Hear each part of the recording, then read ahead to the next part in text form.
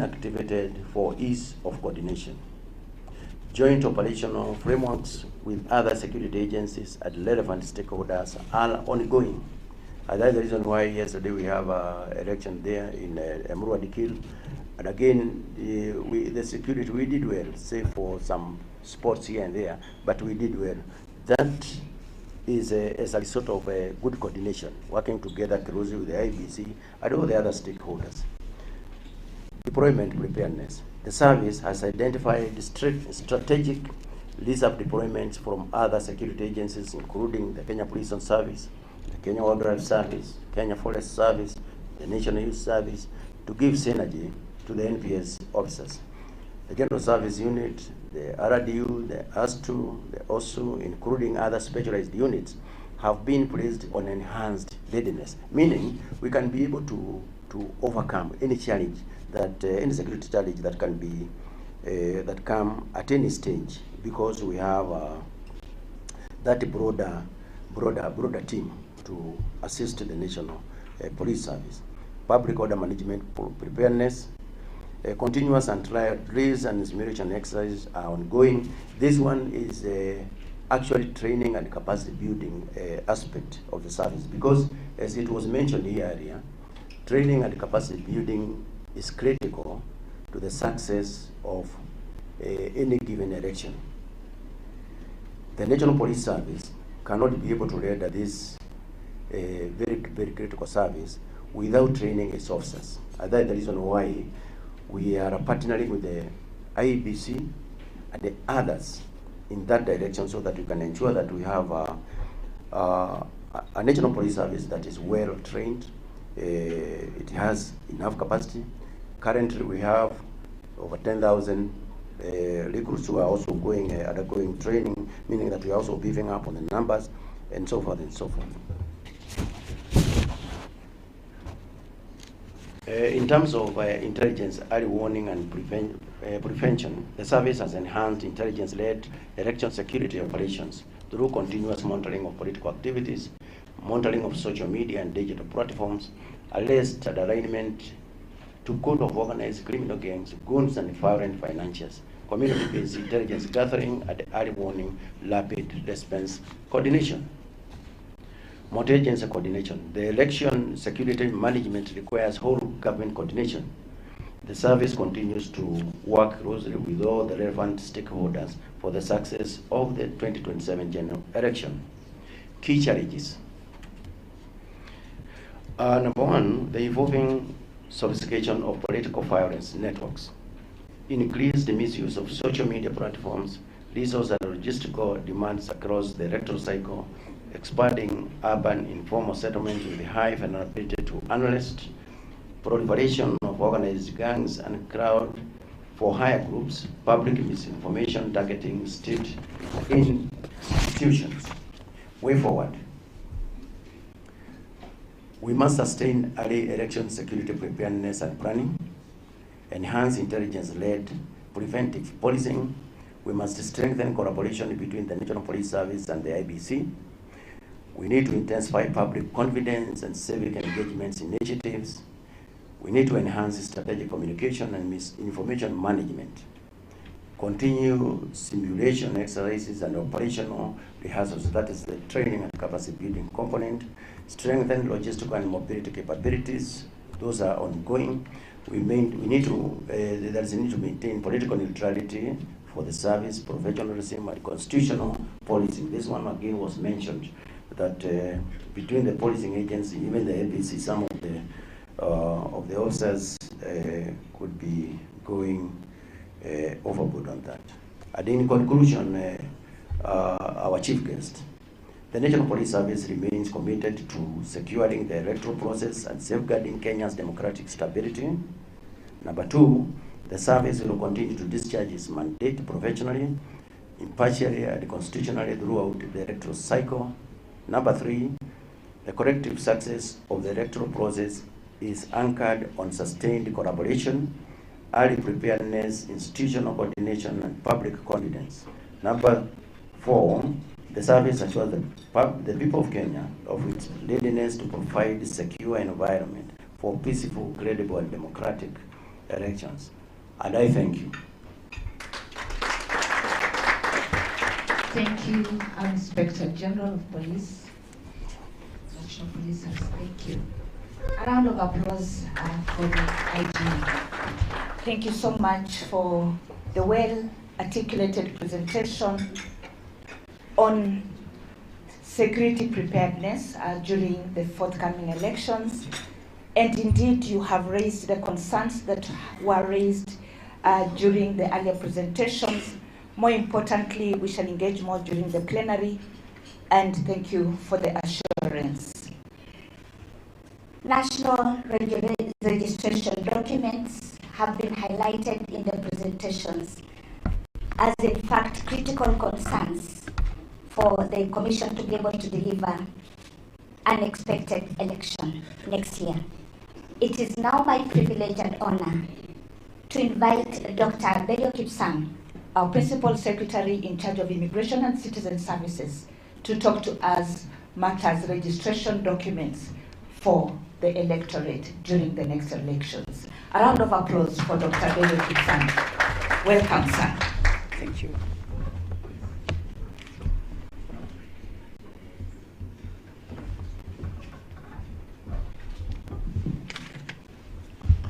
Thank you very much. Our Cabinet Secretary, the Chair, IBC, my colleague, PS, the Inspector General of Police, and writing on the protocols already established.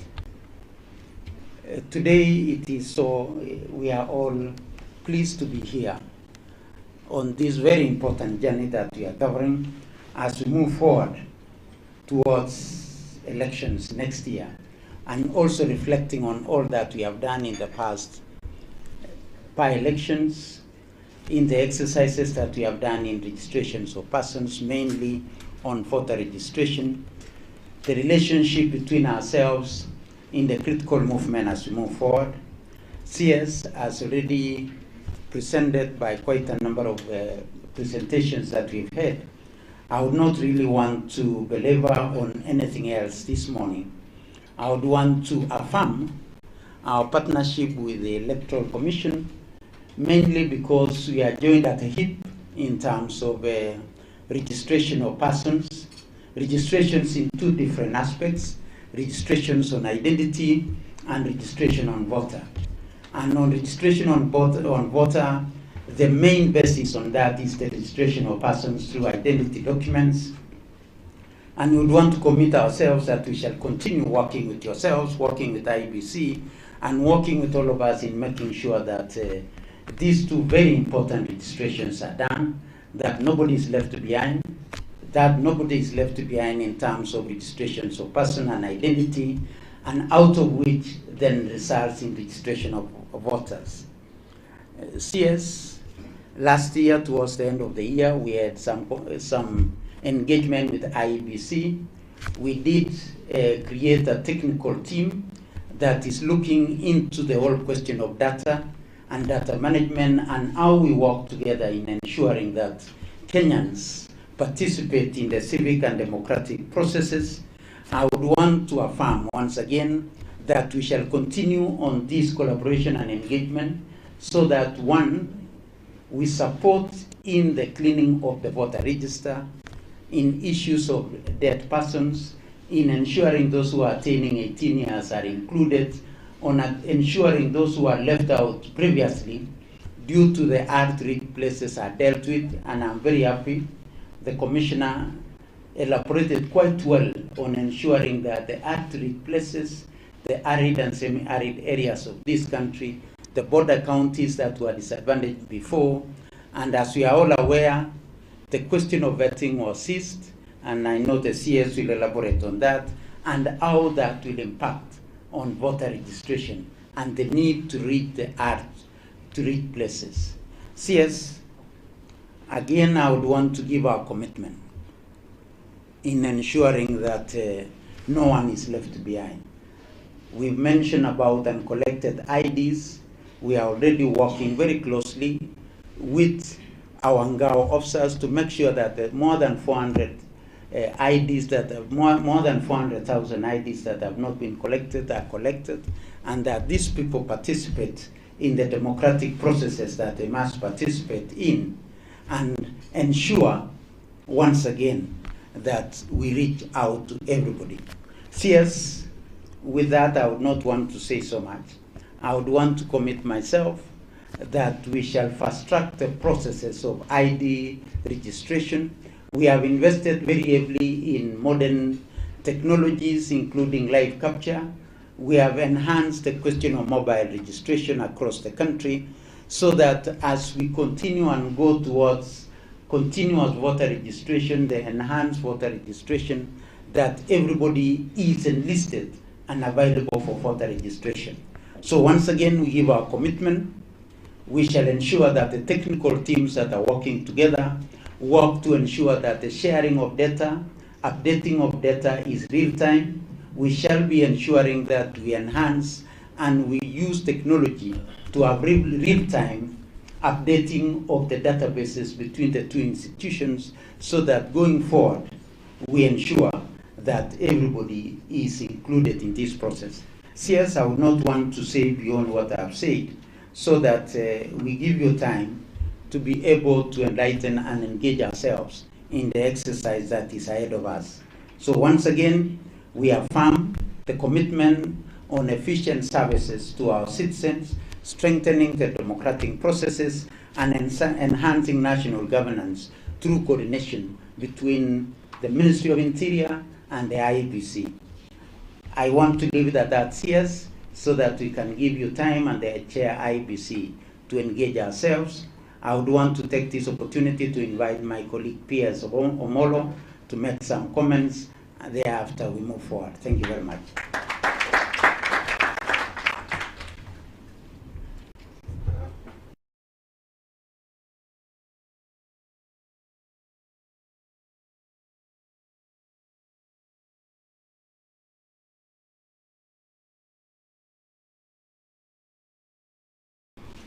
Of IEBC, your vice, the acting CEO, commissioners, colleagues, ladies and gentlemen, good morning. Good morning once again. First of all, I want to commend the team at IEBC under the leadership of the chair, that for the first time in a very long time, you set out to register 2.5 million, and you returned with 2.3 million. And that is an impressive 92% score. When you think about what has happened previously, I think this is something that you all deserve a pat in the back, that you are very deliberate, very intentional. Previously, you go out to recruit or to register 6 million, you end up with 1.5 million.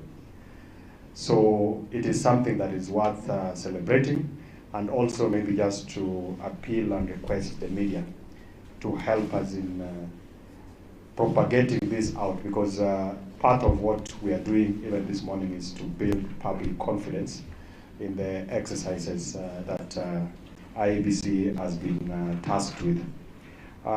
Number two is looking at what has happened in the previous elections. Right from 2007, 2013, 2017, and the last election of 2022. And there was a lot of positives when you look at how the last election was conducted. And it is our prayer that the election of 2027 will be even better. As the State Department responsible for internal security and national administration, we will continue to work together. We have an elaborate infrastructure that involves the Ngao team, and we will continue to work together, just like Commissioner Noor had already spoken to. Lastly, is that going forward, as we head into the next election, what Kenyans would be asking or expecting of all of us as stakeholders in the electoral process is that are we running a system or a process that is transparent, a process that is accountable, a process that is efficient, but also most importantly inclusive, so that no Kenyan who is supposed to be a voter is disenfranchised from participating in the exercise. So as we go towards the election, I think it will be important and incumbent upon the Commission to have this in mind. And more often than not, the challenge has always been, you find people have voted, and the Commissioner, the CEO here was telling us that after the vote, we expect people to go home, but we end up with crowding at the tallying centers. I hope this time the processes can be much more efficient, so that we don't have to wait for 1 week, for 4 days before we know the results, because these are the things that end up raising unnecessary anxiety. So thank you, team. I don't want to say more than that because my minister is here. I wish you well, and just to reconfirm our availability and commitment to partner and work together to support the Commission in delivering for the country. Thank you.